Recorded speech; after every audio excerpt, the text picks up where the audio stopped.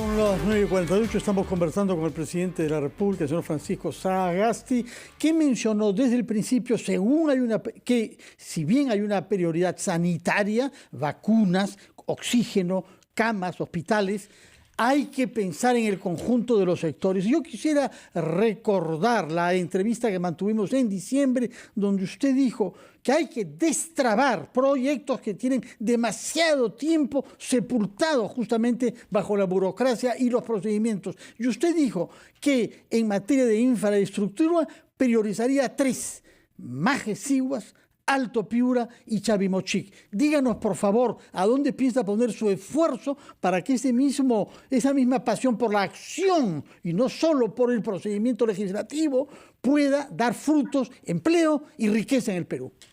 Bien, ayer en la tarde he tenido una larga conversación con el ministro de Agricultura precisamente sobre Chavimochic. Este es un proyecto muy complejo, muy difícil. Ahí el problema de fondo es que está Odebrecht metido con alrededor del 75% del accionariado y el resto lo tiene lo que era antes Graña y Montero. Entonces, todas estas acusaciones de corrupción y etcétera están trabando este proyecto. Lo que hemos hecho es identificar una ruta que permitiría en un plazo relativamente corto, que desgraciadamente va a exceder el plazo de gobierno que tiene el gobierno de transición y emergencia. Pero sí vamos a dejar claramente una ruta para que el proyecto de Chavimochic, sobre todo en su tercera etapa, pueda completarse, que pueda completarse la presa, que está en un 70%, ese 70% se completó hace varios años. Tenemos que evitar que se deteriore, no tiene seguro. En fin, en este momento estamos tomando todos los pasos y dejaremos al próximo gobierno ya el camino expedito para poder resolver ese problema. Segundo lugar, en el caso de telecomunicaciones, todos sabemos el problema de la red dorsal que tenemos, que conecta a todas las provincias de nuestro país con fibra óptica de alta velocidad y que se está utilizando a menos del 5% de su capacidad por un contrato mal hecho y mal diseñado hace muchísimos años. Estamos ya en el proceso de resolución del contrato con la firma Azteca, de tal manera de poder recuperar y hacer esto que pase a manos del gobierno. Y al mismo tiempo, ya de usted debe haber visto la ley que sale para poder masificar el uso de Internet, especialmente en la selva peruana. Ya estamos trabajando y destrabando proyectos en diferentes sectores. Hemos visto también cómo se está proveyendo agua potable a los lugares que no lo tenían, como sabe usted muy bien, como se dejó de pagar durante el año 2021 en gran medida el agua, sobre todo en las zonas rurales, en Lima metropolitana y también en los lugares periféricos, en los diferentes cerros. Lo que hemos tenido que hacer es habilitar recursos para seguir proveyendo de agua. En fin, hay una serie de temas, hay una serie de actividades que van mucho más allá. Con Majes y Siguas examinando estrictamente el aspecto legal. El problema es que la forma en que se han hecho estos contratos es legalmente enrevesada. Yo me imagino que es un sueño de abogado y una pesadilla de ciudadano. O sea, sueños de abogados porque hay que entrar en detalles y se gasta demasiado tiempo, y pesadilla de ciudadanos porque no podemos acceder a estos servicios. Entonces, lo que vamos a hacer y lo que estamos haciendo en estos sectores, ya que no podremos terminarlos en los menos de 5 meses y días que nos quedan, es dejar la cosa expedita y lista, tal como lo prometí el día que asumí el gobierno. Dejaremos las cosas listas para el próximo gobierno con toda claridad. Presidente. Eso es lo que estamos haciendo y podría darle otros sectores. Ya, por ejemplo, se destrabó el tema de las tablets para los colegios. Había toda una dificultad con la licitación. Se logró a través de negociaciones con el proveedor AOC que adelanten la entrega, que se eliminen algunas de las barreras burocráticas, y el 30 de marzo, marzo creo que no tiene 31 días, el 30 de marzo estarán las tablets repartidas en todos los lugares que las requieren. Y esos son algunos ejemplos. ¿Diría usted que esa frase que acaba de pronunciar es una consigna de su gobierno, que se eliminen las trabas burocráticas?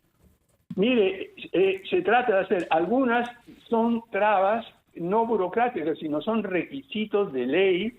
Hay que simplificar las leyes, hay que ver la manera de hacer que el sector público pueda operar. Una de las cosas que vamos a hacer también, y eso es mucho más difícil, pero por lo menos queremos dar el primer paso, es reformar la ley de contrataciones del Estado.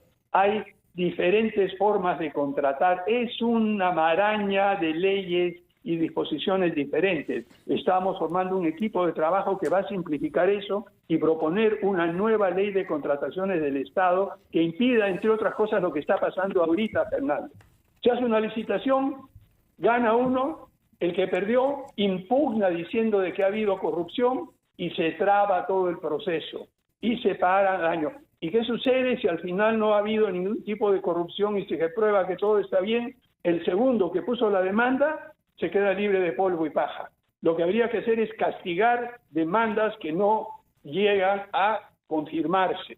En fin, hay toda una serie de temas que estamos tratando de ver cómo hacer que el Estado no es que sea más eficiente, sino que pueda por lo menos funcionar de una manera normal. Claro y que sí. nos tragan. Claro que sí. A ver, respecto de la atribución de los bonos de alivio a 4.200.000 familias de las provincias y las regiones sometidas a cuarentena, ¿confirma usted que comienza la semana próxima en la fecha prevista, lo que requiere un padrón unificado y definitivo?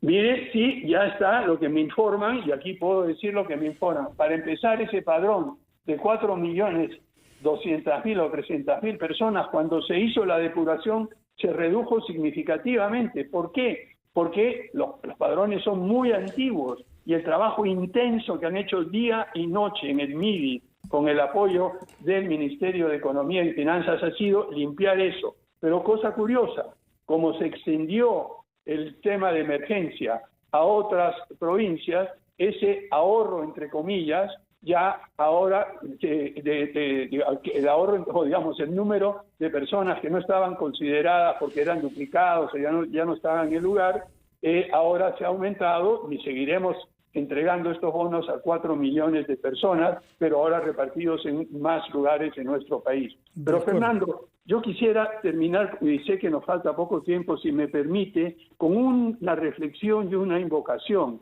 Mire, hemos estado viendo, por lo menos yo he estado mirando, es decir, en qué periodos de nuestro país hemos tenido situaciones de emergencia tan graves, tan difíciles como las que tenemos ahora. Y el único precedente que tenemos es la guerra con Chile. Y mire usted qué curioso, en 1879 tuvimos 2 presidentes constitucionales y un jefe supremo en diciembre de 1879. Poco después teníamos la batalla de Arica, en enero del 81 a la batalla de San Juan y Miraflores, y ese mismo año de 1891 tuvimos por momentos un presidente a secas y 3 presidentes provisorios. Esto ocurría mientras Grau y Bolognesi daban su vida y Cáceres estaba peleando en la selva por defender el país. La desunión de los peruanos es la que produce los fracasos más terribles. Yo creo que tenemos que invocar unidad, dejar las divisiones de lado. Tratemos que durante esta pandemia trabajemos todos juntos. Y mire, recibí justo un regalo de las Fuerzas Armadas el día de ayer, un libro sobre Cáceres. Y, por favor, Fernando, déjeme citar Por favor, al revés, le agradecemos. El 30 de octubre de 1887, don Andrés Avelino Cáceres le dijo al país: después de la campaña militar se ha iniciado otra lucha más difícil y penosa, la lucha por superar las consecuencias del desastre. Eso es lo que vamos a tener que hacer nosotros. Tenemos que recordar el espíritu de Cáceres, de que sabemos que realmente va a ser sumamente difícil. Y poco tiempo antes de morir, porque murió a cerca de los 89 años, murió en Ancón, antes de partir dejó una frase que se me ha grabado y la tengo y que debemos tenerla todos para la prosperidad. Lo que dijo Andrés Avelino Cáceres fue: el Perú será grande, el Perú será lo que deba ser si todos los peruanos nos resolvemos a engrandecerlo. a trabajar juntos. Este no es momento de recriminaciones, este es momento de poner el hombro con la vacuna, como lo hemos hecho, pero de una manera formal, legal y bien organizada. Fernando, yo creo que, discúlpeme que termine con este tipo de... No, al revés, muchas gracias, señor presidente. Seguimos trabajando de esta manera, esforzándonos en todo lo que podemos y dejaremos, como lo prometemos, un país mejor cuando termine el gobierno de emergencia y transición, mejor en cuanto a su capacidad de enfrentar y seguir enfrentando las dificultades.